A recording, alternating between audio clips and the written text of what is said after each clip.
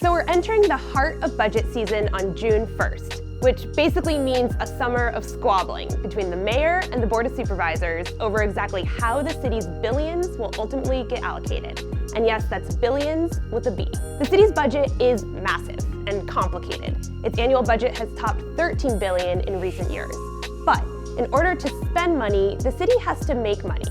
And that's what today's video is all about, how the city gets its revenue.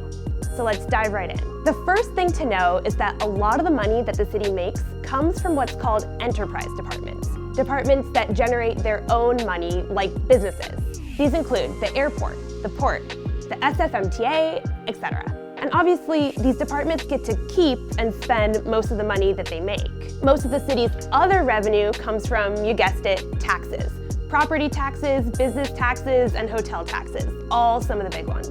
So add up that money, plus a bit more from other sources like grants from the state and federal governments, and any leftover money from last year, and you've got a pot of around $13 billion, about half of which is already allocated or spoken for, and the rest which goes into something called the general fund.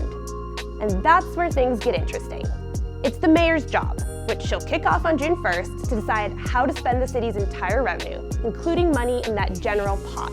Whatever she chooses by June 1st, she'll present it in a massive document outlining spending for the next 2 years. Literally, it's 400 pages long.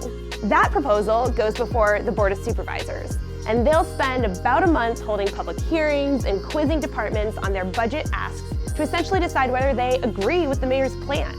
And as a heads up, you can expect to see a lot of arguments and compromise. That all wraps up by August 1st, and then the mayor signs the budget. At every step of the way, the public has a chance to weigh in through public meetings or by contacting their government reps. There's a lot at stake here. The city's budget funds all of the services that residents care about, from parks and libraries to police and fire and services for the unhoused. And the big takeaway? The budget is a fiscal process, to be sure, but it's also a political one. And we'll be covering it every step of the way.